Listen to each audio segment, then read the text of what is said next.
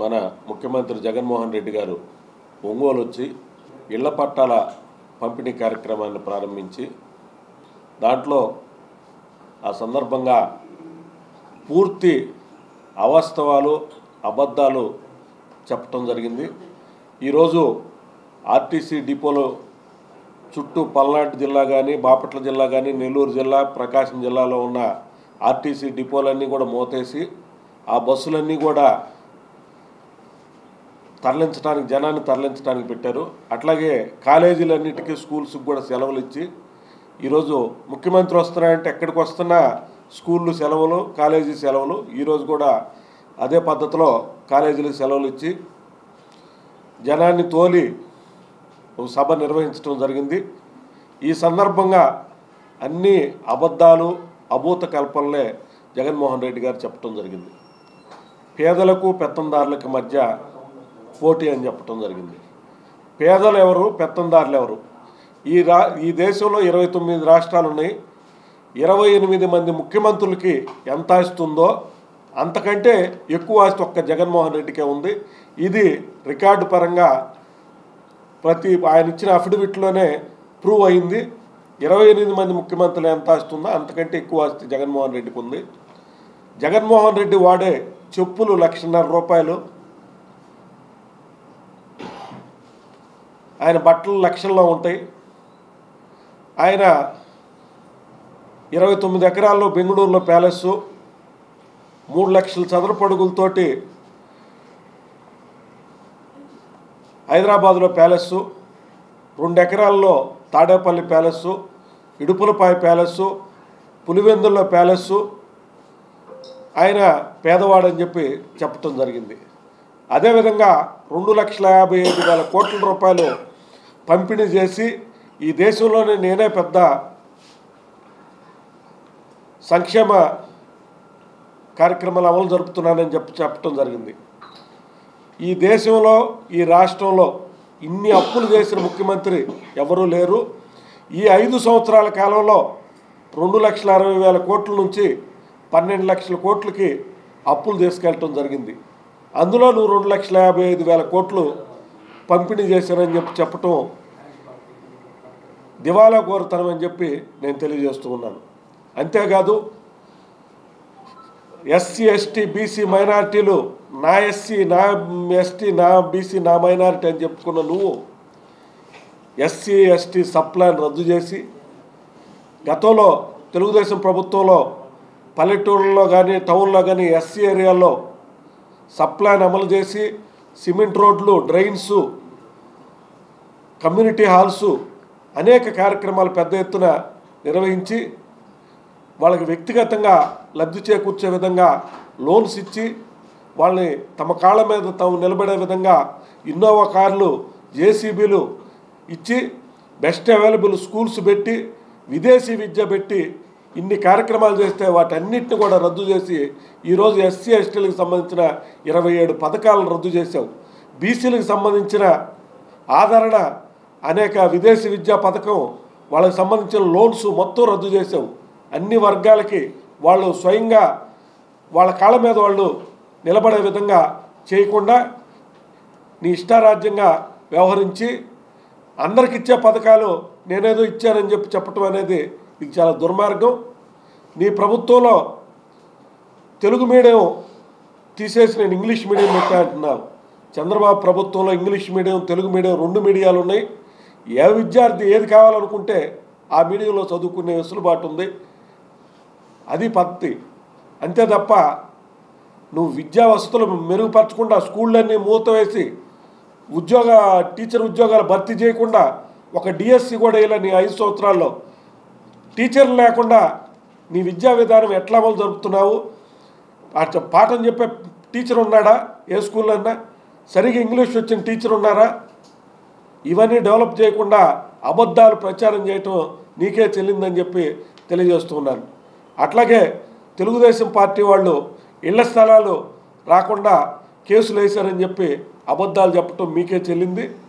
గతంలో ఎర్రజర్ల దగ్గర తెలుగుదేశం ప్రభుత్వంలో ఆనాటు మా శాసనసభ్యులు జనార్దన్ రావు గారు, ఆనాటి మంత్రి గంటా శ్రీనివాసరావు, కలెక్టర్ గారు వీళ్ళందరూ పోయి అక్కడ గెరజర్ల దగ్గర IIIT టిట్కో గృహాలు తర్వాత స్టేడియం నిర్మాణం చేయడానికి దాని ప్రపోజల్స్ తయారు చేసి అది మైనింగ్ జోన్లో ఉన్నందువల్ల దానికి అవకాశం లేని పరిస్థితుల్లో మేము కొప్పోల దగ్గర ల్యాండ్ ఎక్విజిషన్ చేసి ఎకరానికి 31.5 లక్ష చెల్లించి ప్రభుత్వం నుంచి ఆ టిట్కో ఇళ్ళు దాదాపు 6,000 ఇళ్ళు నిర్మాణం చేయటం జరిగింది.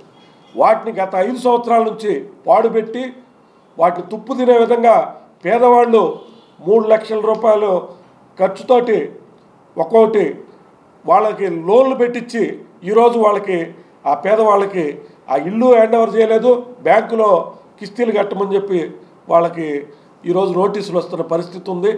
ఈ విధంగా ఉండి 2 సంవత్సరాల క్రితమే మంచినీళ్ళ పథకానికి 300 చిల్లర కోట్లు శాంక్షన్ అయ్యాయని చెప్పి ఆ రోజు చెప్పి ఈ రోజుకి రేపు వాస్తవంగా అయితే ఏప్రిల్ 11, 2019లో ఎన్నికలు జరిగినాయి.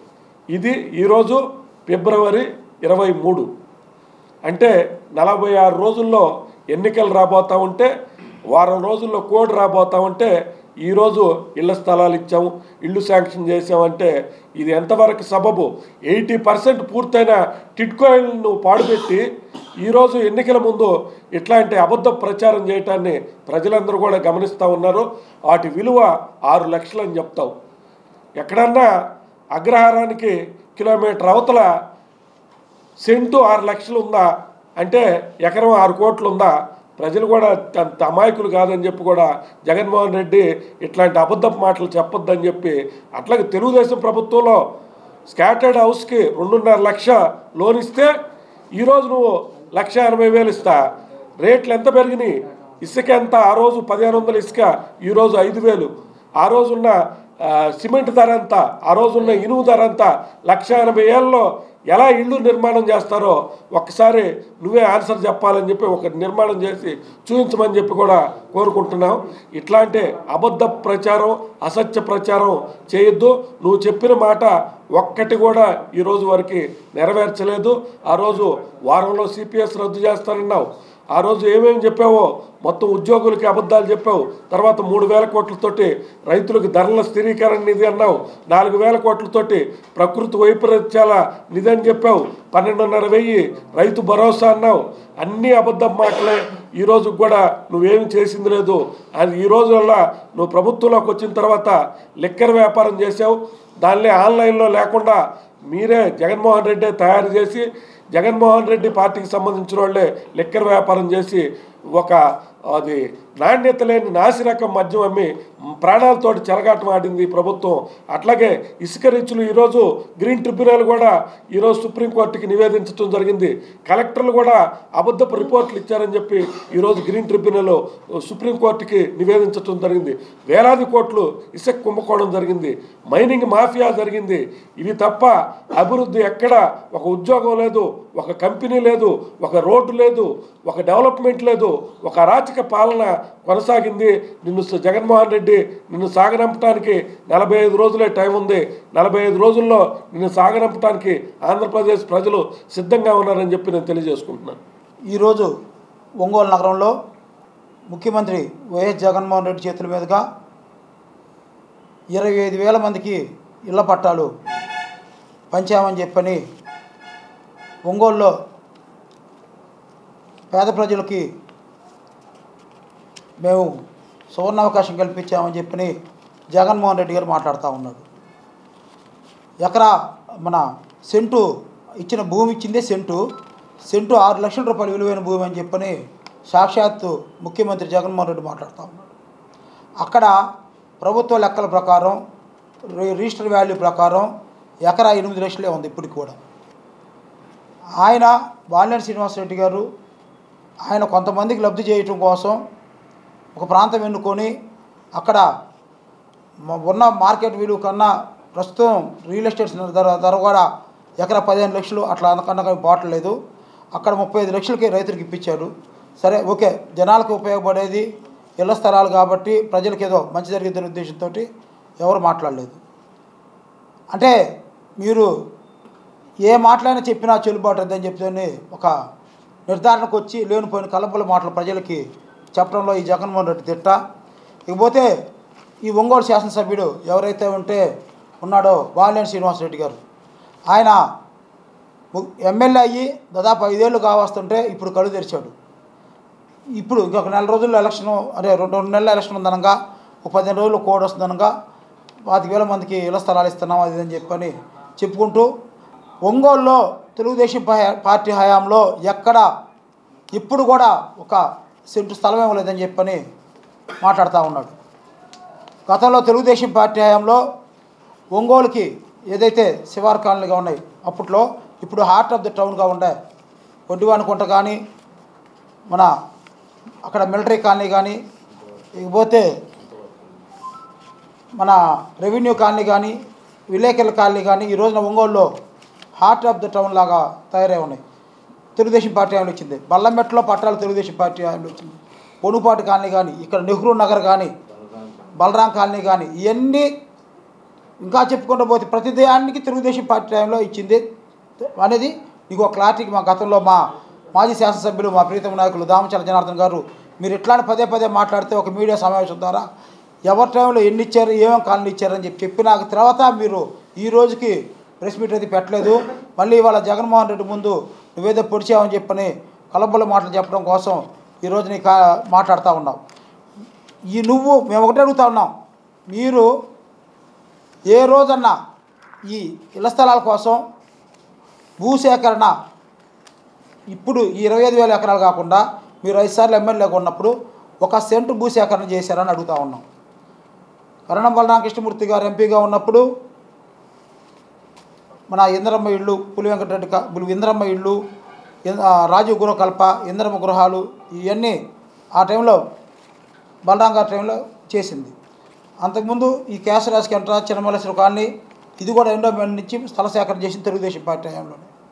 చేసిన తర్వాత నువ్వు చేసిందల్లా ఏంటంటే మా దరిద్రం నీ అదృష్టం, నీ అదృష్టం ఎలా ఉంటుందంటే పేకలో నువ్వు ఎప్పుడైనా డీట్ పడతా ఉంది, అట్లా ఉంది తప్పితే నువ్వు బగల్దీసి ఆడింది ఏం లేదు, నువ్వు ఆడి గెలిచిందేం కాదు.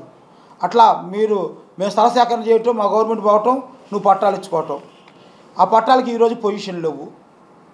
జనాలు కొట్టుకుంటా ఉన్నారు, కోర్టులు వేసుకుంటా తిరుగుతూ ఉన్నారు. మీరు ఏదైనా ఉంటే చేస్తే చెప్పండి.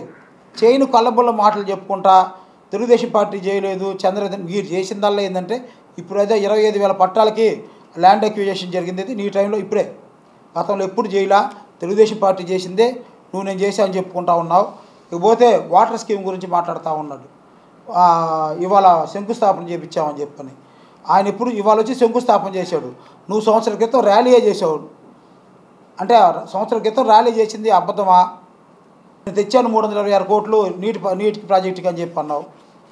మీరు చేయదలుచుకుంటే మంచిది దలుచుకుంటే తెలుగుదేశం పార్టీ టైంలో ఏదైతే అమృత పథకం కింద 173 కోట్లు పెట్టి తెచ్చిన స్కీమ్ని పూర్తి చేయకుండా దాన్ని చిల్లకంపల పాలు చేసి అట్లా పాడుపెట్టావు.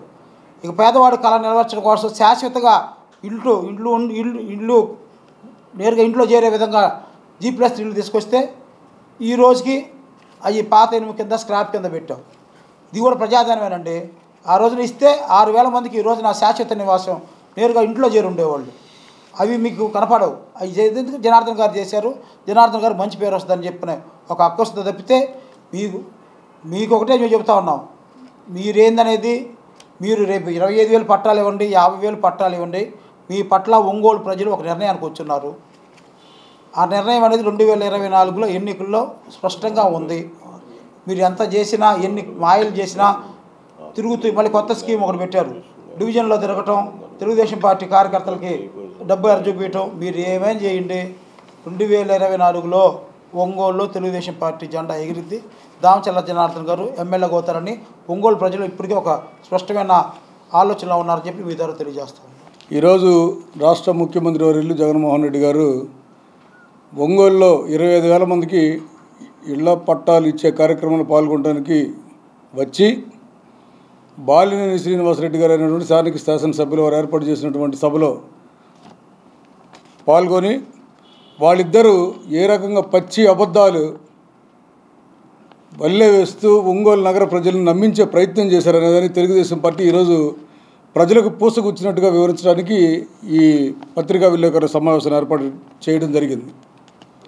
బాలినేని శ్రీనివాసరెడ్డి గారు మాట్లాడుతూ ఎర్రజర్ల దగ్గర ఇళ్ల స్థలాలు ఇవ్వాలనుకున్న 800 ఎకరాల్లో దాన్ని తెలుగుదేశం పార్టీ వాళ్ళు కోర్టుకేసి ఆపేరని చెప్పన్నాడు. ఇది ఒక్కసారి బాలినేని శ్రీనివాసరెడ్డి గారు మీ కొడుకు ఏం మాట్లాడాడు ఒక ఇంటర్వ్యూలో, మీరు ఆ ఇంటర్వ్యూ క్లిప్ తెప్పించుకొని చూడండి. ఆ ఇంటర్వ్యూలో బాలినేని ప్రణీత్ రెడ్డి సన్ ఆఫ్ బాలినేని శ్రీనివాసరెడ్డి ఏం మాట్లాడాడంటే, ఈ అంశం కోర్టులో ఉందని మాకు తెలుసు, కానీ మేము ఇదంతా పనులన్నీ పూర్తి చేసే లోపల కోర్టు నుంచి క్లియరెన్స్ వస్తుందని మేము ఊహించి ఇందులో దిగి ఇప్పటికే 40 కోట్లు ఖర్చు పెట్టామని చెప్పాడు ఒక ఇంటర్వ్యూలో. నీ కొడుకు బాలినేని ప్రణీత్ రెడ్డి నగరం అంతా కట్టావు కదా ఈరోజు ఫ్లెక్సీలు. బాలినేని ప్రణీత్ రెడ్డి ఏం మాట్లాడాడు చూడు. ఇప్పుడు ఆ పెట్టిన 40 కోట్లు ఖర్చు పెట్టారు వృధా ప్రజాధనం. ఆ ప్రజాధనం ఖర్చు పెట్టి తవ్వినటువంటి మట్టి ఎక్కడికి వెళ్ళింది? నీ వియ్యం కూడా ఏర్పాటు చేసినప్పుడు శ్రీకరి విల్లాస్ కిస్ కాలేజ్ ముందు ఆ కొండ తవ్వి 40 కోట్లు ఖర్చు పెట్టి ఆ 40 కోట్ల మట్టిని తీసుకొచ్చి మళ్ళీ శ్రీకరి విల్లాస్లో లెవెల్ చేసుకున్నావు నువ్వు భూమి. అంటే 80 కోట్ల ప్రజాధనాన్ని నీ ఇంట్లో వాడుకున్నావు బాలినేని శ్రీనివాసరెడ్డి గారు. నీ కుమారుడు చెప్పినటువంటి ఇంటర్వ్యూ సాక్షిగా దీన్ని మేము ప్రజలకు తెలియజేస్తూ ఉన్నాం. ఆయన కుమారుడు ఒప్పుకున్నటువంటి అంశాన్ని. దీంట్లో తెలుగుదేశం పార్టీ పాత్రలు కానీ తెలుగుదేశం పార్టీ సానుభూతి పరుల పాత్ర కానీ అసలు ఎటువంటి లేనే లేదు. మైనింగ్ సంబంధించింది కేంద్ర ప్రభుత్వానికి సంబంధించినటువంటి అంశం పరిమితులు ఇవ్వడం అనేది, ఆ పరిమితులు వస్తాయి అని చెప్పి మేము ఊహించి జగనన్న కాలనీ అక్కడ ఏర్పాటు చేయాలనుకున్నామని చెప్పి నీ కొడుకు చెప్పినటువంటి వాటిని మేము తిరిగి పునరుద్ధరించిన పరిస్థితి ఇక్కడ ఇప్పుడు వచ్చింది. రెండోది 25,000 మందికి ఇళ్ల పట్టాలు ఇస్తానని చెప్పి ఇంకొక భాగవతరి తెరదీశాడు బాలినేని శ్రీనివాసరెడ్డి గారు. 25,000 మందికి కాదు, నువ్వు 50,000 మందికి ఇళ్ల పట్టాలు ఇస్తానన్నా కానీ సంతోషమే తెలుగుదేశం పార్టీకి. ఆహ్వానిస్తాం. మాకు కానీ ఆహ్వాన పత్రం పంపించుంటే మా ఎమ్మెల్యే జనార్దన్ గారు కూడా వచ్చేవాళ్ళేమో. ఆ కార్యక్రమానికి పేదలకు మేలు జరుగుతుంది కదా అని. కానీ నువ్వు 25,000 ఇళ్ల పట్టాలు ఎంతమంది అర్హులకి ఇచ్చావు, ఎంతమంది అనర్హులకి ఇచ్చావు?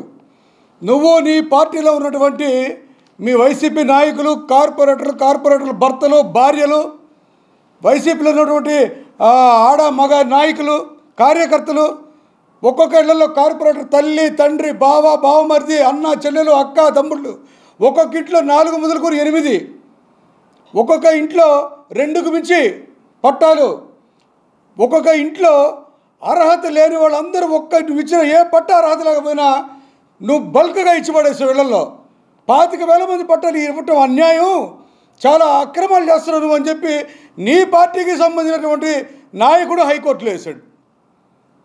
మేంగా వేసింది తెలుగుదేశం పార్టీ తరఫున, నీ వైసీపీ నాయకుడు వేశాడు నీ మీద, నువ్వు 25,000 పట్టాలు అక్రమాలు చేస్తున్నావని.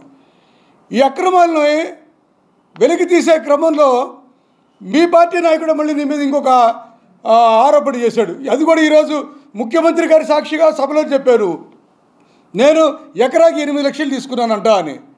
అంటే 600 ఎకరాలకి 48 కోట్లు నీ జేబులో జమ అయినాయి అని చెప్పి నీ పార్టీ నాయకుడు చెప్పాడు. దీన్ని ప్రజలందరూ కూడా నమ్మాల్సినటువంటి పరిస్థితి ఎందుకు వచ్చిందంటే, నువ్వు మాట్లాడావు స్వయంగా, నేను మంత్రిగా ఉన్నప్పుడు డబ్బులు తీసుకున్నాను, నేను ఈ డబ్బులు తీసుకోకపోతే రాజకీయం చెయ్యలేనని చెప్పి ప్రత్యక్షంగా నువ్వు మాట్లాడినటువంటి ప్రచార సందర్భం అన్ని ప్రసార సాధనాలు చూపించి అన్ని ప్రజలు చూశారు. ఇప్పుడెట్లా నమ్ముతావు నువ్వు డబ్బులు తీసుకోలేదంటే?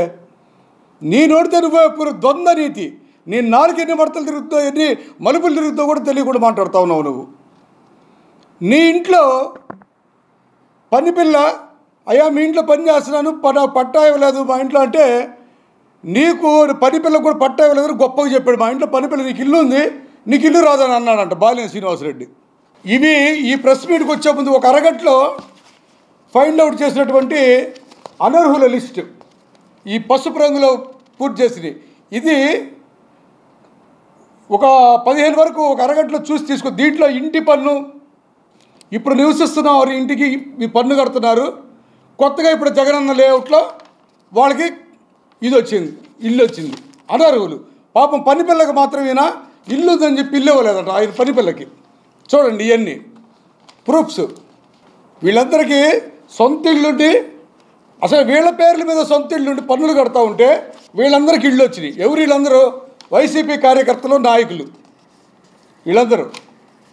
చూడండి అంటే ఒక అరగంటలో మేము ఇది తీసుకొచ్చామంటే ఇది కాకుండా ఊరక ఫేక్గా ఆరోపణలు చేయట్లా. వాళ్ళు కడుతున్న ఇంటి పన్ను, వాళ్ళు ఇప్పుడు ప్రజెంట్ కడుతున్నటువంటి ఇంటి పన్నులు చూడండి, వరుసగా వాళ్ళు ఉంటున్నటువంటి ఇల్లు, వాడి ఆ ఇంటికి కడుతున్న ఇంటి పన్ను, వాడికి వచ్చినటువంటి ఇప్పుడు లేఅవుట్లో వచ్చినటువంటి ఇంటి నంబర్లు, పిఆర్కి నంబర్లు ఇచ్చారు. ఆ ఇంటి నంబరు ఎన్ని తీసాం, ఇదిగో ఇళ్లతో సహా ఇంటి పన్ను, ఇల్లు, వాడికి ఇప్పుడు ఇచ్చిన జగనన్న కాలనీలో ఇల్లు, ఇప్పుడున్న ఇంటికి కడుతున్న ఇంటి పన్నులు చూడండి.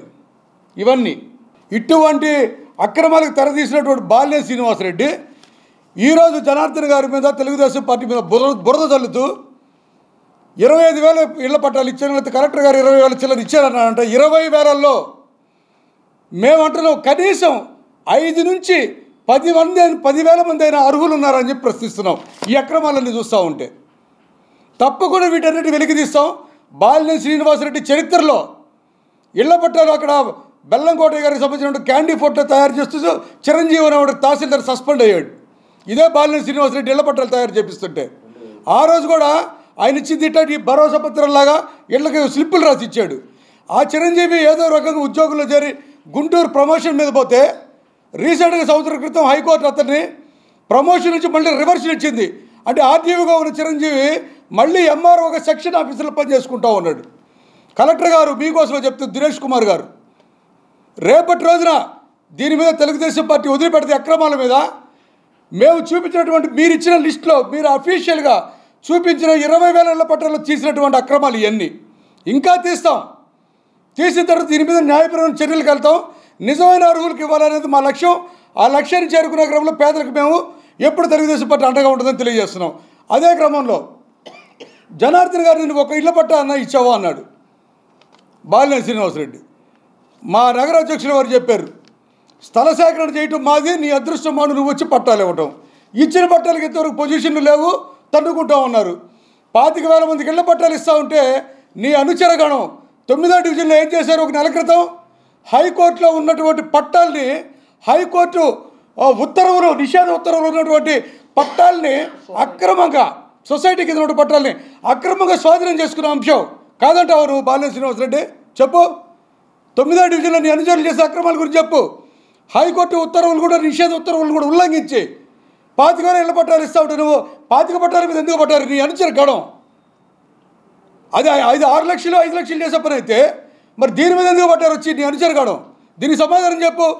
కలెక్టర్ గారు కళ్ళు మూసుకుపోయినా మీకేమన్నా? వాళ్ళు అక్కడ హైకోర్టు ఉత్తర్వులు ఉన్నటువంటి స్థలాలు ఆక్రమించుకుంటూ ఉంటారు వైసీపీ వాళ్ళు 9వ డివిజన్లో. మరి జనార్దన్ గారు ఒక పట్టా ఇచ్చారు అని అంటావు నువ్వు. ఆయన కట్టించిన ఇళ్ళు కళ్ళ ముందు కనిపిస్తున్న రంగులు వేసుకున్నావు కదా టిట్కో ఇళ్ళకి. 16,000 కుటుంబాలకి న్యాయం చేయాలని ఆయన ఆ స్థల సేకరణ చేసి అందులో 6 నుంచి 7,000 గృహాలు కూడా నిర్మించి అపార్ట్మెంట్ తరహాలో పెద్ద పెద్ద సిటీస్లో ఉన్న తరంగా మనం కొత్తపట్నం పోతా ఉన్నా, రైల్లో కరవది పోతా ఉన్నా కనిపిస్తూ ఉంటే పెద్ద నగరంలాగా ఉందని ఆ రకంగా నిర్మించినటువంటి గృహాలని తుప్పు పట్టిపోతా ఉంది. అవన్నీ నువ్వు కట్టించావా లేకపోతే జగన్మోహన్ రెడ్డి కట్టించాడా? చంద్రబాబు నాయుడు గారి హయాంలో దామచర్ల జనార్దన్ గారు కట్టించినటువంటి అపార్ట్మెంట్లు అవన్నీ నువ్వు ఇంకా స్థలాలు ఇస్తున్నావు. ఆయన కట్టించినటువంటి అపార్ట్మెంట్లు మూలన పెట్టేశావు, తుప్పు పట్టిపోయినాయి. 4 అంతస్తులు నువ్వు ఇచ్చే సెంటు స్థలం, ఆయన ఇచ్చేది ఇల్లు కట్టించి డబుల్ బెడ్రూమ్స్ అవన్నీ ఫ్లాట్లు. ప్రజలందరూ ఏ రోజున కొత్తపట్నం పోయినా లేదా కరవతి వైపు వెళ్తున్నా కానీ మీరు చూడండి, అక్కడ బహుళ అంతస్తుల సముదాయాలు కనిపిస్తూ ఉంటాయి అపార్ట్మెంట్లు. ఇంకో పెద్ద అబద్ధం, మళ్ళీ 1,100 కోట్లు శాంక్షన్ చేసి ఇల్లు కట్టిస్తాడంట. ముఖ్యమంత్రి గారు అప్పుడే హామీ ఇచ్చాడు బాలినేని శ్రీనివాసరెడ్డికి, ఇది కూడా సభలో చెప్పాడు. మళ్ళీ 240 కోట్ల రూపాయలు అక్కడున్న కాలనీకి పైప్ లైన్కి మంచినీటి సౌకర్యం కోసం ఇస్తాడంట. వా, మాకు అసలు మాకు ఏ రకంగా దీన్ని అసలు మాట్లాడుతున్నాడో మాకు అసలు అర్థం కాని పరిస్థితి.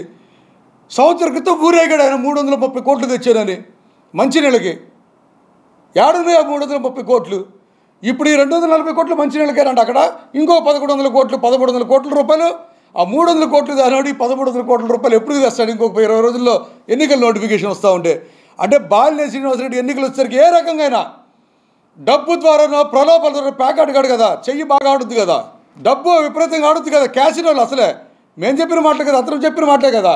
క్యాసినో కింగ్ని క్యాసినోకి వెళ్తా, అప్పుడప్పుడు క్యాసినోకి వెళ్తా, నేను అబద్ధాలు ఆడినా, అప్పుడప్పుడు నేను ప్యాకెట్ ఆడతాను. నిజం ఒప్పుకునేవాడు కదా. ప్యాకెట్ ఆడేవాడు మనస్తత్వం ఎలా ఉంటుంది? డబ్బు మంచినీళ్ళప్రాయంగా ఉంటుంది. మంచినీళ్ళప్రాయంగా డబ్బులు ఖర్చు పెట్టి ప్రజలను మరొకసారి మోసం చేయడానికి సిద్ధపడ్డాడు బాలినేని శ్రీనివాసరెడ్డి. వీటన్నిటిని కూడా మేము ఇంతటితో వదిలిపెట్టాం. ఎన్నికల కమిషన్ దృష్టికి తీసుకెళ్తే కలెక్టర్ గారి వ్యవహారం కూడా ఇది తెలుస్తాం. వీటన్నిటి మీద ఎన్నికల కమిషన్, రాష్ట్ర ఎన్నికల కమిషన్కి ఈ ప్రజల్ని ప్రలోభ పెట్టి, ఓటర్లను ప్రలోభ పెట్టే కార్యక్రమం నిన్నగాక మొన్న జోగి రమేష్కి కూడా నోటీసులు ఇచ్చారు. కేవలం 2,000 రూపాయలు పెంచినందుకే. ఈయన ఇప్పుడు లక్షల రూపాయల ఇళ్ళు అని చెప్పి ఆయన చెప్తా ఉన్నాడు. ఇటువంటి ఇన్ని వేల మందికి ఇచ్చి ఓటర్లు ప్రభావితం చేసే కార్యక్రమం పెట్టినప్పుడు దీన్ని తప్పనిసరిగా ఎన్నికల సంఘం దృష్టికి తీసుకెళ్లాల్సిన బాధ్యత మా మీద ఉంది. తప్పనిసరిగా ఎన్నికల కమిషన్ దృష్టికి తీసుకెళ్తూ ఉంటాం. అదే రకంగా మరి ఈ మధ్య చెప్పాడంటే చేస్తాడంతే.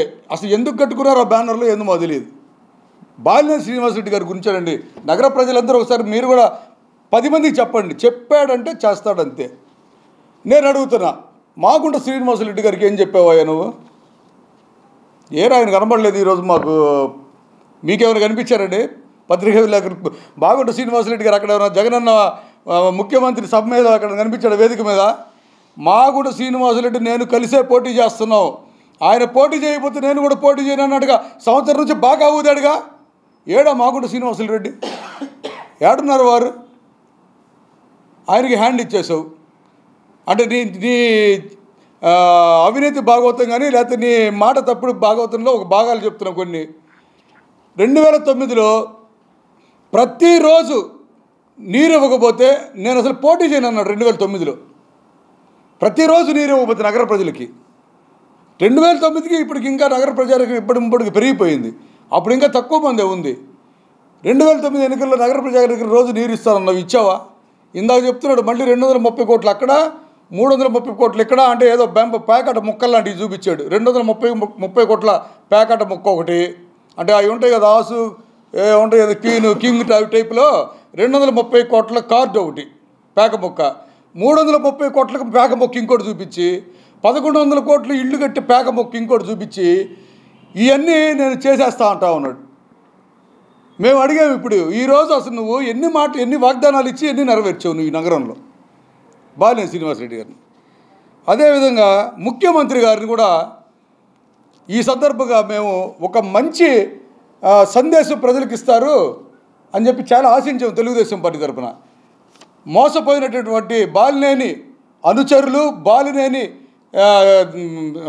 ఏమంటారు రెండవ తరం నాయకులు, ద్వితీయ శ్రేణి నాయకులు, వైసీపీ కార్పొరేటర్లు వాళ్ళ భర్తలు లేకపోతే భార్యల చేతుల్లో మోసపోయినటువంటి డ్వాక్రా మహిళలకి ఏమైనా న్యాయం చేస్తాడేమో అని చెప్పి ముఖ్యమంత్రి గారు ఏమైనా మాట్లాడతాడని చెప్పి చూసాం. దాని ఊసి లేదు. డ్వాక్రా అక్కా చెల్లెమ్మలకి 100 కోట్ల పైన స్కామ్ చేసి వాళ్ళకి తెలియకుండా వాళ్ళ పేర్ల మీద లోన్లు తీసుకొని వాళ్ళని నడువున ఈరోజు వదిలేసి వాళ్ళని దాదాపుగా పరోక్షంగా వాళ్ళకి జరగబెట్టేటువంటి అకృత్య కారకులైనటువంటి బాలినేని బృందం మీద ఏమైనా చర్యలు ఉంటాయి అని చెప్పి చూస్తే అవి లేవు. డ్వాక్రా మహిళలకు ఎటువంటి భరోసా ఇవ్వలే ముఖ్యమంత్రి గారు. పోనీ ఇదే బాలినేని భజన పరులు, బాలినేని భజన బృందం, బాలినేని ద్వితీయ శ్రేణి నాయకత్వం, వైసీపీ నాయకులు వాళ్ళ బాధితులైనటువంటి నగర ప్రజలు అనేక మంది స్థిరాస్తులు, చరాస్తులు, కష్టార్జితం పెట్టి కొట్టుకున్న స్థలాలన్నీ పోయి బెంబేరెత్తిపోయి మాఫియా ముఠాలతో వచ్చి దాడులకు గురైనటువంటి ప్రజలకు ఏమైనా భరోసా ఇస్తారేమో ముఖ్యమంత్రి గారు అని చూసాం. ఆయన ఆ స్థలాల గురించి ఆయన ఏం మాట్లాడాల. అంటే పరోక్షంగా ముఖ్యమంత్రి గారు ఈ బాలినేని అరాచకాలకు మీరు కూడా అండగా నిలుస్తున్నారా అని చెప్పి ఈరోజు నగర ప్రజలు ప్రశ్నిస్తున్నారు మిమ్మల్ని. ఎవరికైనా స్థలాలు ఎరక్కిప్పించారా? ఎవరి అయినా నిందితులను అరెస్ట్ చేశారా? నిందితులందరూ కూడా ముఖ్యమంత్రి సభలో పాల్గొన్నారేమో. ఎందుకంటే వాళ్ళు బహిరంగంగా తిరుగుతూ ఉన్నారు. ఆ స్థలాలు పొలాలు కేసులు ఇరుక్కున్న వాళ్ళు జీపీఎల్ చేసుకుని ఏకంగా మేయర్ అమ్మ 7 ఎకరాలు జీపీఎల్ చేసుకుని ముఖ్యమంత్రి పక్కనే ఉంది ఈరోజు. ఇంకా మిగతా నిందితులు ఆడుంటారు. ఆమె కూడా స్వయంగా ఒప్పుకుంది కదా 7 ఎకరాలు నేను జీపీఏ చేయించుకున్నానని. అదంతా తవ్విదిస్తే 7 ఎకరాలు చేయించక లేదని చెప్పి రెవెన్యూ వాళ్ళు తేల్చారు కదా. మరి అటువంటి నిందితురాలు ఆమె పక్కన ఉంది ముఖ్యమంత్రి గారి పక్కన. అంటే ముఖ్యమంత్రి ఒక అబద్ధాల కోరు, ముఖ్యమంత్రి ఒక దగాకోరు, ముఖ్యమంత్రి హత్యారోపణలు ఎదుర్కొంటున్నటువంటి వ్యక్తి సొంత చిన్నాన్న హత్య కేసులో. ఇటువంటి ముఖ్యమంత్రి పక్కన మాలాంటి సచ్చీలు ఉంటారా? లేకపోతే బాలినేని భజన బృందంలో అది సంఘ విద్రోహ శక్తులు ఉంటారా? అది కూడా ప్రజలే అర్థం చేసుకుంటా ఉన్నారు.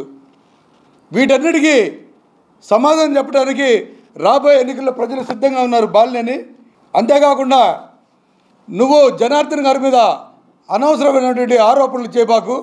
ఎందుకంటే ఈ మధ్య ఒక పాలసీ మ్యాటర్ పెట్టుకున్నాడు కదా ముఖ్యమంత్రి, ఎవరైతే తిడతారో వాళ్ళకే ఇస్తానని టికెట్, ఎమ్మెల్యే టికెట్లు. అందుకని చెప్పి నువ్వు కూడా జనార్దన్ గారిని తిడితే నీ ఇక్కడ ఎమ్మెల్యే టికెట్ స్థిరపరుస్తాడు అనుకుంటున్నావేమో. నీ ఓటమి ఎప్పుడో ఖాయం అయిపోయింది. జనార్దన్ గారు గెలవగానే అక్కడ ఉన్నటువంటి టిట్కోళ్ళు పేదల పరం చేయడమే కాకుండా సేకరించినటువంటి 25,000 ఇళ్ల పట్టాలు సేకరించిన వాటన్నిటిలో కూడా తప్పకుండా అర్హులందరికీ న్యాయం చేస్తారు. అంతేకాకుండా ప్రతి ఒక్కరికి 2 సెంట్లు ఇస్తారు, 1 సెంటు కాదు. 1 సెంటు స్థలం జగన్మోహన్ రెడ్డి ఇంట్లో చెప్పులు స్టాండ్లు పెట్టుకోవడానికి, లేకపోతే బాత్రూంలో బకెట్లు పెట్టుకోవడానికి సరిపోయే స్థలంలో ప్రజలకు ఇల్లు కట్టిస్తున్నాడు ఈరోజు జగన్మోహన్ రెడ్డి. అట్లాగా 2 సెంట్ల స్థలంలో జనార్దన్ గారు రాగానే ప్రతి ఒక్కరికి, అర్హులైన ప్రతి ఒక్కరికి కూడా ఇల్లు లేని వాళ్ళందరికీ ఇల్లు కట్టిస్తారు. మోసపోయినటువంటి బాలినేని అనుచరుల చేతిలో, మోసపోయినవి బ్యాంకుల చేతిలో దగాపడినటువంటి డ్వాక్రా మహిళలకు చెందిన అక్కపు చెల్లెమ్మలందరికీ తప్పకుండా న్యాయం చేస్తారు. స్థిరచర ఆస్తులు కష్టార్జితంతో కొనుక్కున్న ఆస్తులు కోల్పోయిన ఈ ఒంగోలు నగర ప్రజలు కానీ, అసెంబ్లీ నియోజకవర్గ ప్రజలందరూ కూడా జనార్దన్ గారు రాగానే న్యాయం చేసి అటువంటి దుర్మార్గులందరూ శిక్షించి కటకటగా వెనుక పంపించడానికి తెలుగుదేశం పార్టీ సదా సిద్ధంగా ఉందని చెప్పి తెలియజేసుకుంటూ